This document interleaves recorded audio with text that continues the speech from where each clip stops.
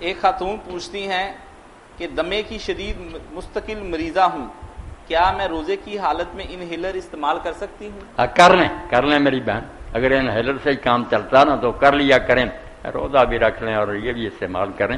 یہ کوئی غذا نہیں، نہ کوئی خوراک ہے، کچھ نہیں۔ کئی لوگوں نے تو یہ مسئلے بنا لیے نا، مسواک نہیں کرنی، مسواک سے بھی روزہ ٹوٹ جاتا۔ کچھ نے ذرا مہربانی فرمائی کہ ترخ مسواک نہ کرے، خشک کر لے، سب پکھانڈا ہے اپنے۔ اور اسی طرح یہ جو نا برش کرتے آپ لوگ کیا کہتے ہیں کہ ترت پہ، یہ بھی کوئی خوراک نہیں، نہ ایسے روزے کے کوئی بگڑتا۔ کیوں چھوئی موئی بنا دیا روزے کو؟ کوئی بات نہیں۔ کھانا پینا جس کو کہتے ہیں کہ سچ مچ کچھ کھائے پیے، وہ ہے، اور عورت سے تعلق بس، اس کے علاوہ روزے کو توڑنے والی کوئی چیز نہیں۔ کہہ آئے مسواک کریں، خوشبو لگائیں، سرما لگا لیں، یہ روزے کا کچھ نہیں بگاڑ۔ کافی سوال ہو چکے ہیں۔ جزاکم اللہ احسن الجزاء۔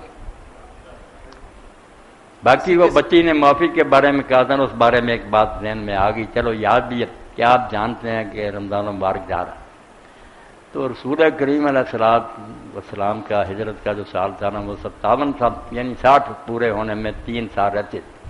اس وقت مدینہ میں ایک بڑی شخصیت کا انتقال ہوا۔ اب لوگوں نے نا، ہمارے یہ شیعہ دوست بھی عجیب ہیں، حالانکہ ان کی کتابوں میں نہیں مگر جعلی جو کتابیں ان میں لکھا کہ حضرت عائشہ رضی اللہ عنہا وہ اس طرح مری کہ امیر معاویہ مدینہ میں آئے، یہ ان سے ملنے گئیں، اس نے کنواں کھدوایا تھا، اس پر کچھ خس و خاشاک ڈالا ہوا تھا، اس نے انہوں نے پاؤں رکھا، نیچے گر گئیں، اوپر سے پتھر برسائے گئے، وہاں ہی دفن کر دیا۔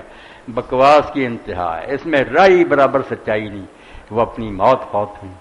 حضرت سیدنا ابو ہریرہ رضی اللہ عنہ نے جنازہ پڑھایا، اور اس دن بقیع میں قبرستان میں سوئی اگر گرائی جائے نا، نیچے نہیں گر سکی، پورا مدینہ اور علاقہ منڈایا تھا۔ رسول اللہ کی بیوی تھی، امت کی ماں تھی حضرت عائشہ صدیقہ رضی اللہ عنہا۔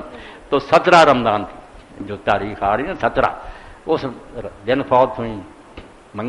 منگل کا دن تھا، سوموار سے آگے بقیع میں ان کی نماز جنازہ ہوئی، اور 5 جو تھے نا، 2 ان کے بھانجے اور 3 بھتیجے۔ دیکھیں تاریخ کس طرح محفوظ ہے کہ ان بچوں کے نام لکھے گئے جنہوں نے آپ کو لید میں اتارا، اور آدمی کوئی نہیں اترا۔